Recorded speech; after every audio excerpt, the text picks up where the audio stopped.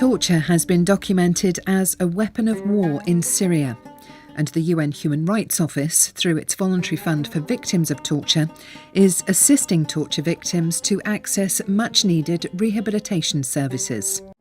Abu Yazan is next in line to see a doctor.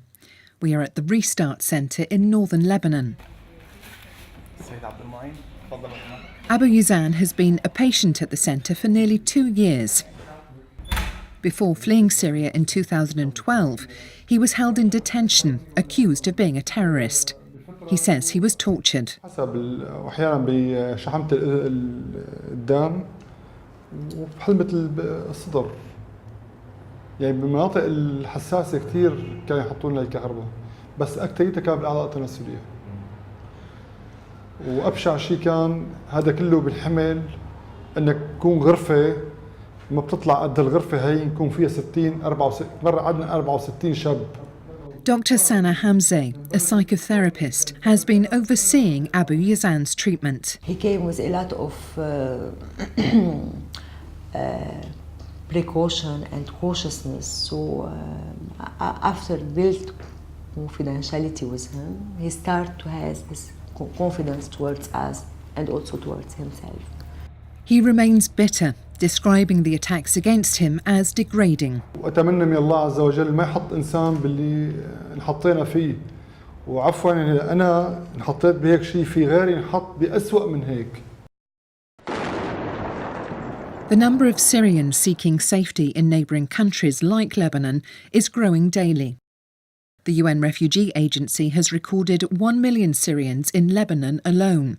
Many, including children, women and men, bear deep scars and trauma, preventing them from living in dignity. But with the help of Restart, which is supported by the UN Fund for Victims of Torture, there is hope. The UN Voluntary Fund for Victims of Torture provides direct assistance to victims. Unlike the norms, the reports and the mechanism and institutions, this is one side of the UN work against torture that really relates to the peoples and to the suffering directly on the ground. The 19-year-old Rehabilitation Centre is highly specialised in treating victims of torture and recognised as a centre for excellence throughout the region. The main services those victims are mental health, included psychiatric services, psychotherapy, and also legal support, social support. When the Syrian crisis started, there is a lot of Syrian refugees approach Restart Center and not registered with UNHCR. It has treatment centres in the capital Beirut and in Tripoli.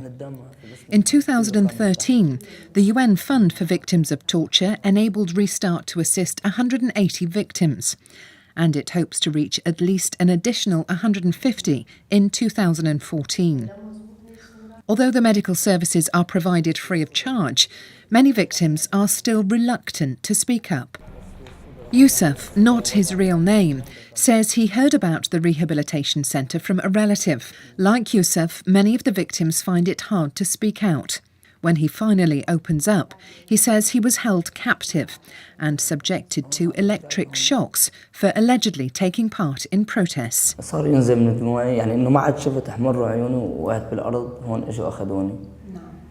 وقت اللي أخذوني نزلوني على فرع. وقت اللي نزلت لتحت سطحوني على طاولة مثل هاي. صار يقولوا لي بدك تعترف قل لهم على شو بقى هي الطاولة كلها كهرباء. صار يحطوا لي كهرباء هون ومن فوق لتحت. صار يشغلوا الكهرباء ويعذبوني. The centre acknowledges that the physical and mental after effects of torture not only affect the individual but an entire family. When one member of the family is victim of torture, he is affected, all the family is affected. So for this reason, each member need intervention.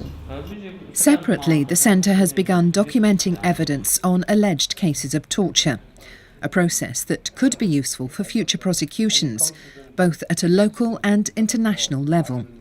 Visiting the centre, Dr. Morad Al-Shazli, a psychiatrist and trustee of the UN Fund for Victims of Torture, commended the initiative. More fresh your documentation, the more close it is to the actual incident, the more reliable it will become for future purposes. I mean by that, if the case goes to court. Staff at the rehabilitation centre are periodically trained to cope with issues raised by the patients. Back in Tripoli, Abu Yazan is slowly piecing his life back together. Through the assistance of Restart, he was recently employed at a local school for children with special needs, where he teaches calligraphy.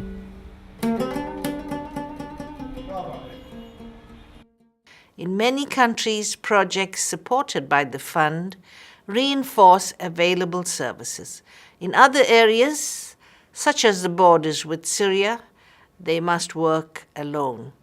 The fund responds both rapidly and in the long term to the plight of thousands of victims who would otherwise remain unattended and marginalized. This important work relies on strong, continuous contributions by states and private donors so that the fund can fulfill its unique mandate in support of victims of torture worldwide.